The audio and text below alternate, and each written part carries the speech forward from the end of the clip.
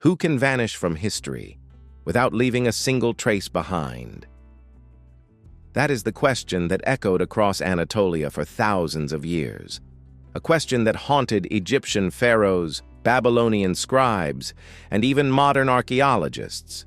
How could a civilization more powerful than Babylon and feared by Egypt suddenly disappear?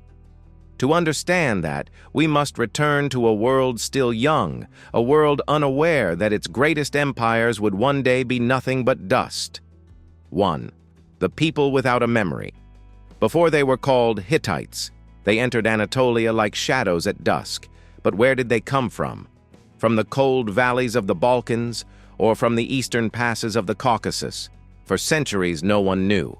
Until archaeologists found Assyrian clay tablets listing Indo-European names belonging to newcomers who had settled among the native Hattians. One question was answered. They were newcomers, merging with an older people.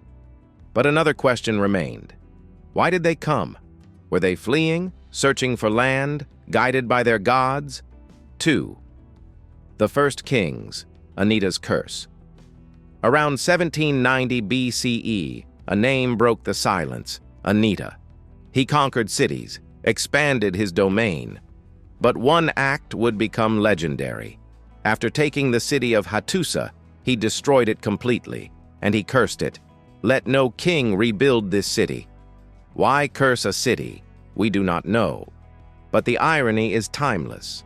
Hattusa would one day rise as the capital of a massive empire. 3.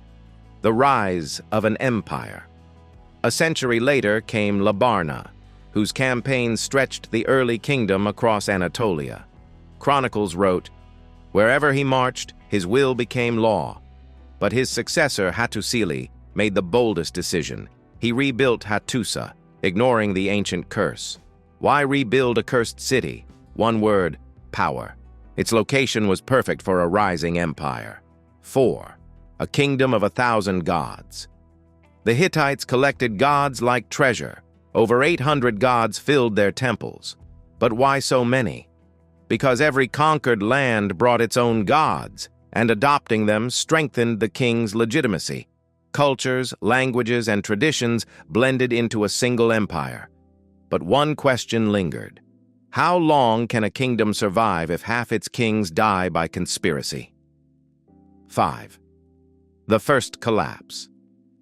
After King Telepinu failed to stop political chaos, the kingdom fractured.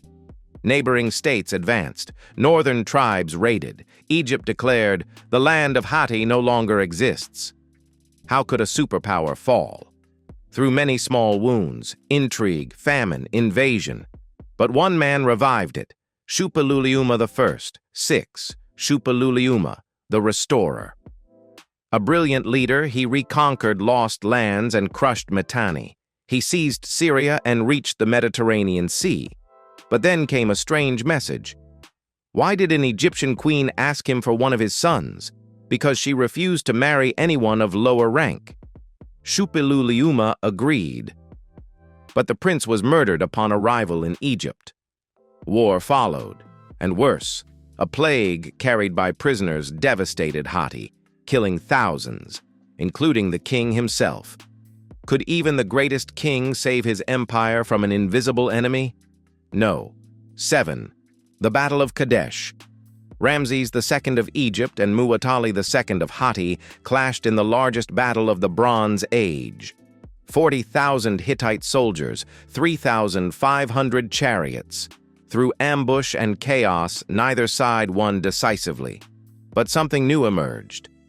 Is victory always found in war? No. Egypt and Hatti signed the world's first recorded peace treaty. A copy still hangs in the United Nations. 8. The final question. Why did the Hittites vanish? How could an empire disappear without a final battle?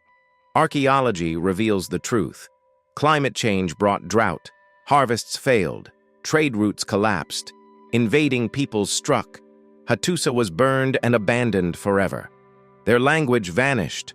Their writing disappeared. Even their name was forgotten. For 3,000 years they became ghosts, until modern excavations revived their memory. 9. Final reflection. When does a civilization truly die? Does a kingdom die when its cities fall, when its kings perish, when its gods fade, or only when no one remembers it? If that is true, then by hearing this story, you have changed something. The Hittites live again, in every question we ask and every answer history returns to us.